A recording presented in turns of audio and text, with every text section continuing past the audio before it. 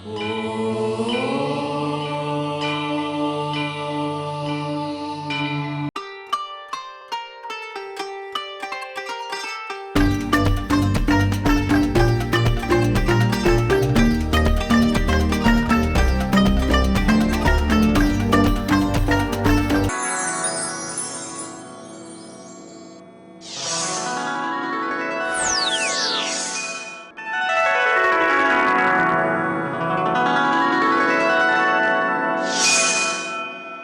शनिदेव।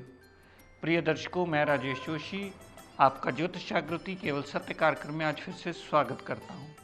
प्रिय दर्शकों, जैसा कि आप जानते हैं कि हमारी चर्चा राहु और सूरज देव के ग्रहण योग को लेकर के चल रही है और मेरी कोशिश ये है कि मैं विभिन्न लग्नों में आपको इसकी जानकारी दूं ताकि आपको ये समझ में आने में आसानी रहे, इस बात को क्लियरली आप समझ पाओ कि कहां पर ये ग्रहण योग किस ग्रह की शांति से दूसरा ग्रह अच्छा फल देने में बाध्य सिद्ध होगा।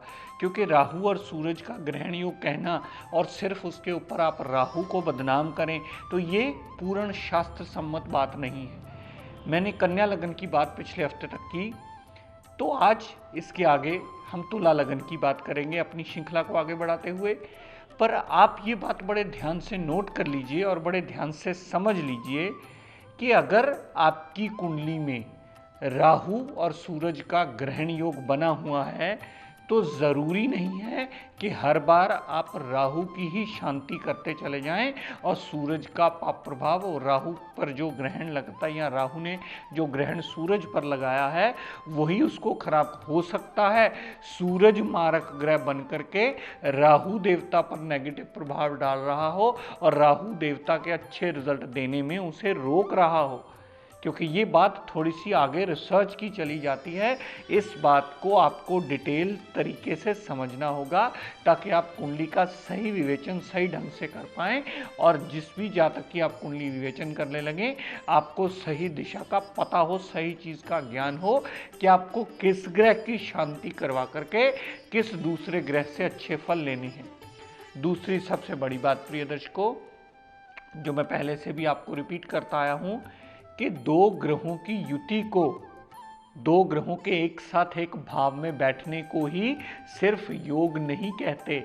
अगर उन दोनों ग्रहों में एक भी डिग्री वाइज बलाबल में बहुत ज़्यादा कम हो जाए तो भी ये योग पूर्णतः फलित नहीं होता है, पूर्णतः रिजल्ट देने में काबिल नहीं होता। यानी कहने का तात्पर्य प्रिय दर्शकों इतना कि अगर एक ग्रह भी उसमें से अपनी सक्षमता छोड़ दे, यानी वो रिजल्ट देने में सक्षम ना हो, तो दूसरा ग्रह अकेला योग नहीं बनाता। उन दोनों का कम्बिनेशन चाहे बना हो लेकिन डिग्री वाइज नील होने की वजह से वो कम्बिनेशन के रिजल्ट्स को नहीं माना जाता। अपनी इसी श्रृंखला को कंटिन्यू करता हुआ बात करते हैं आज प्रिय दर्शकों तुला लगन की कुंडली की। तुला लगन की कुंडली ये इसलिए बनी क्योंकि लगन में ही 7 नंबर लिखा है। 7 नंबर तुला राशि होती है जिसके स्वामी बनते हैं शुक्राचार्य, यानी दानव गुरु। दानव गुरु शुक्राचार्य तुला राशि के स्वामी माने जाते हैं।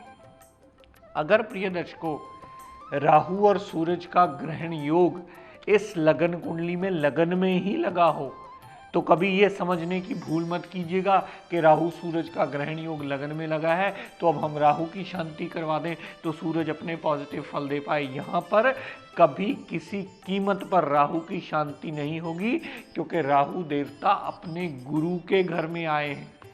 अपने गुरु यानी शुक्राचार्य जो दानव गुरु माने जाते हैं वो उनके घर में आए हैं, तो उनके घर में आने से सूरज देवता वहाँ जो मारक ग्रह होकर के नीच के आए बैठे हैं, आपको यहाँ शांति सूर्य देव की करवानी पड़ेगी ताकि राहु अपनी दशा अंतरदशा में अपनी डिग्री वाइज कैपेबिलिटी के मुताबिक आपको पूर्णतः फल देने के काबिल बन जाए। तो ये ग्रहण योग में अब आप बात इसको ध्यान से समझ लीजिए और नोट कर लीजिए। यहाँ मारक ग्रह सूरज देवता बने हैं क्योंकि वो नीच अवस्था में आ गए हैं और जिस घर में वो नीच हुए हैं उस घर के लॉर्ड की शांति मत कीजिएगा, यहाँ शुक्र की शांति मत शुरू कर दीजिएगा, अपना लगन ही वीक कर बैठेंगे आप। यहाँ सिर्फ सूरज देवता का पाठ, पूजन, सिमरन, हवन, यज्ञ, आरती, दान, पुण्य सब सूरज देवता के होंगे, ताकि लगन पर उसका जितना पाप प्रभाव आया है वो ठीक हो, लगन पर जितना सूरज देव का नीच प्रभाव है वो ठीक हो, और राहु देवता के अच्छे रिजल्ट्स को देने में जो सूरज देव उसे रोक रहा है वो भी रोकना कम कर दे, अपनी नेगेटिव रेज को कम कर दे, और सूरज देवता का पाप प्रभाव कम हो और राहु अपना पूर्णतः अच्छा प्रभाव आपकी कुंडली में दे पाए।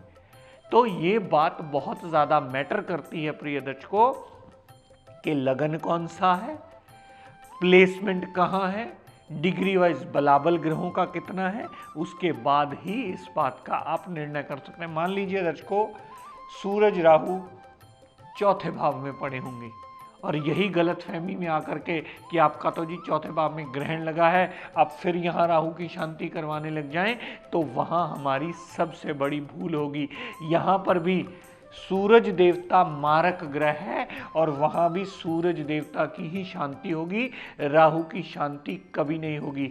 लेकिन दर्शकों अगर राहु सूर्य सप्तम भाव में बैठे हों, यहाँ पर आपको सूरज देवता की नहीं राहु देवता की शांति करनी होगी, क्योंकि आपका लाभ का मालिक उच्च हुआ है, छोटी बीमारियों का बड़े भाई बहन का मालिक उच्च हुआ है, लेकिन आपका राहु देवता अपनी अति शत्रु राशि में आ गया है।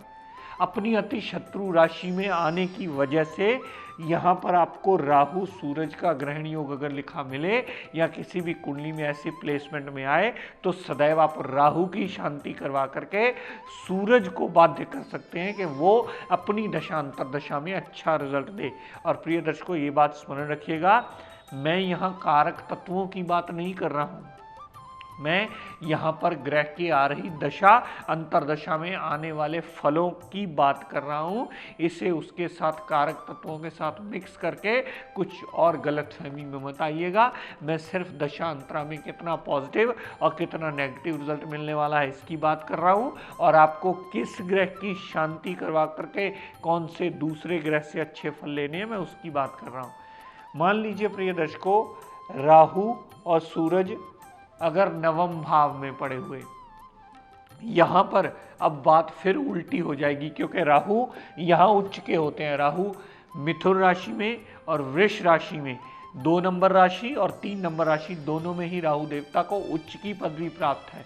यहाँ अगर राहु और सूरज बैठे होंगे तो यहाँ पर भी राहु सूरज की ग्रहण के योग को आपको सूरज की शांति करवा करके ही राहु को और अच्छे फल देने में बाध्य करना होगा, ताकि सूरज जो राहु के साथ युति बना करके बैठा है वो अपने नेगेटिव प्रभाव को खत्म करे और राहु अपने पूर्णतः पॉजिटिव प्रभाव दे सके। यहाँ से राहु देव ने जितनी दृष्टि लगन पर डाली तो पर्सनैलिटी के लिए अच्छा, यहाँ पर प्लेसमेंट में आने से राहु देवता जातक धर्म को मानने वाला होता है, पिता की केयर करने वाला होता है, धार्मिक यात्रा करने वाला होता है, विदेश यात्रा करने वाला होता है।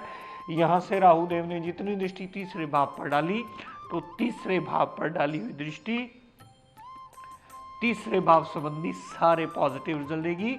छोटे भाई बहन से पूर्णतः सपोर्ट मिलेगी, छोटी मोटी यात्राएं होंगी, जातक को मेहनती अवश्य बना देगी और उसके रिगार्डिंग पॉजिटिव रिजल्ट अवश्य मिलेंगे। यहाँ से राहु देव ने जितनी दृष्टि पंचम भाव पर डाली, माइंड को स्टेबल करना, स्टमक की प्रॉब्लम को दूर करना, मेंटल एनर्जी को बढ़ाना, विल पावर को बढ़ाना, अनसर्टेन गेंस देना, लव रोमांस में कामयाबी देना, पंचम भाव के रिगार्डिंग ही सारे पॉजिटिव रिजल्ट उस जातक को अवश्य मिलेंगे।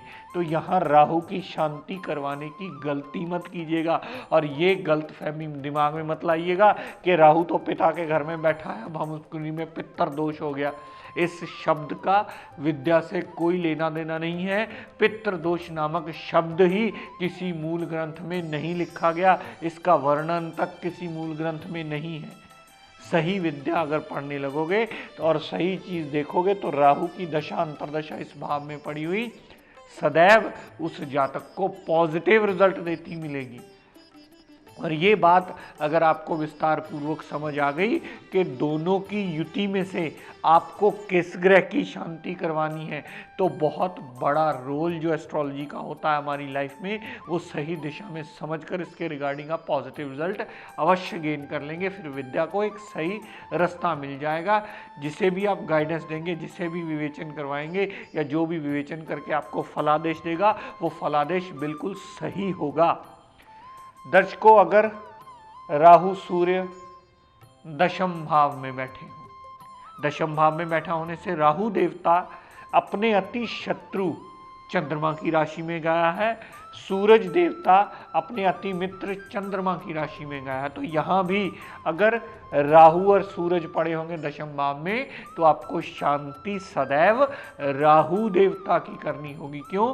क्योंकि राहु देव अपने शत्रु के घर में आ गया है और शत्रु के घर में आने की वजह से उसकी दशांतरा में हमें कामकाज की सेटिंग में सदैव प्रॉब्लम्स आती मिलेंगी। राहु देव प्रिय दर्शकों कर्क राशि की अगर बैठे हो तो उसकी दशांतर दशा में कामकाज में ऑब्स्टेकल्स आएंगी, मेंटल पीस डिस्टर्ब होगी, चलता चलता काम रुक भी सकता है, कामकाज में बदलाव भी आ सकता है। यहाँ से राहु देव ने जितनी दृष्टि दूसरे भाव पर डाली तो धन, कुटुंब और वाणी संबंधी पूर्णतः नुकसान होगा। धन का अभाव बना रहेगा, परिवार पूर्णतः साथ देने वाला नहीं होगा और वाणी भी जातक की अननेसेसरी उग्र होना एक स्वाभाविक सी बात हो जाता है। यहाँ से राहु देव ने जितनी दृष्टि डाली चौथे भाव पर, तो माता से मनमुटाव बना रहना, गाड़ी, भूमि, वाहन, मकान का डिले होना। अगर मकान, गाड़ी लेने वाला हुआ तो उस जातक की राहु की दशांतरा में डिले अवश्य होती है। यहाँ से राहु देव ने जितनी दृष्टि छठे भाव पर डाली तो रोग, ऋण, कर्जा, दुर्घटना, मुकदमा, कोर्ट केस, लिटिगेशन से प्रॉब्लम्स में आकर के जातक की मुश्किलों को राहु देव कई गुना बढ़ोतरी करते मिलते हैं। और यहाँ पर फिर आपको राहु देवता की ही शांति करवानी होगी और सूरज देव का सिर्फ पाठ पूजन करके आपको सूरज देव से अच्छे रिजल्ट लेने में उसका पाठ पूजन किया हुआ, नमन किया हुआ बाध्य कर सकता है। तो मेरे कहने का तात्पर्य प्रिय दर्शकों सिर्फ इतना कि योग को देख करके केवल एक ग्रह की शांति के पीछे पड़ना ये विद्या के सही नियमों में नहीं आता। बहुत से भावों में आपको राहु की शांति करवानी पड़ेगी, बहुत से भावों में आपको सूरज की शांति करवानी पड़ेगी। अगर राहु देव अपने मित्र के घर में अगर उच्च का पड़ा हुआ है या अच्छी भाव में पड़ा है तो राहु की शांति कदापि नहीं होगी। अगर सूरज देवता जो कि इस कुंडली का एक मारक ग्रह है अगर अपने मित्र के घर में बैठा हो तो पाठ पूजन कर सकते हैं, अन्यथा अगर मारक ग्रह बन के बैठा हो, जैसे लगन में ही नीच का हुआ बैठा है, तो वहां आपको सूरज की ही शांति करवानी होगी ताकि आपके लाभ में इजाफा हो सके और आपका जीवन यापन अच्छा होने में ये सूरज की करवाई हुई शांति आपको मददगार सिद्ध हो। तो प्रिय दर्शकों, लगन कुंडली वही होती है, लेकिन ग्रहों की जो युति जिसको हम ग्रहण योग बोलते हैं उसकी प्लेसमेंट हमें ये डिसाइड करके बताती है कि आपको शांति किस ग्रह की करवानी है और किस दूसरे ग्रह को अच्छे रिजल्ट देने में बाध्य करना है। तो प्रिय दर्शकों, आज का टिप ऑफ द डे देता हूँ, नोट कर लीजिए। हमारे पास अक्सर इतने लोग मिलने आते हैं, तो आजकल के भाग दौड़ के जीवन में जहाँ फाइनेंस की बहुत ज़्यादा इंपॉर्टेंस होती है वहाँ फाइनेंशियल प्रॉब्लम्स की वजह से हस्बैंड वाइफ के रिलेशन में भी बहुत ज़्यादा तकरार देखा गया है।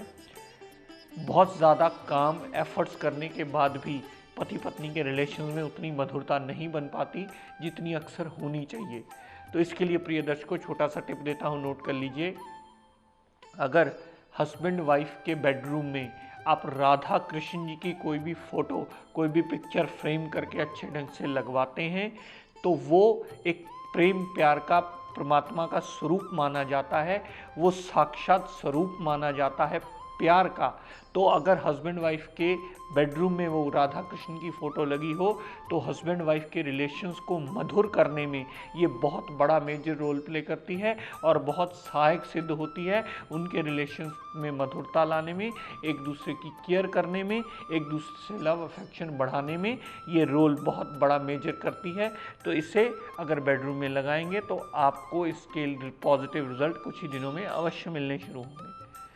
तो प्रिय दर्शकों, आज अपनी वाणी को यहीं विराम देता हुआ हम सब के लिए मंगल कामना करता हुआ शनिदेव से ये प्रार्थना करता हूँ कि हे शनिदेव, हम सब पर अपनी कृपा दृष्टि दया दृष्टि सदैव बनाए रखें। जय शनिदेव।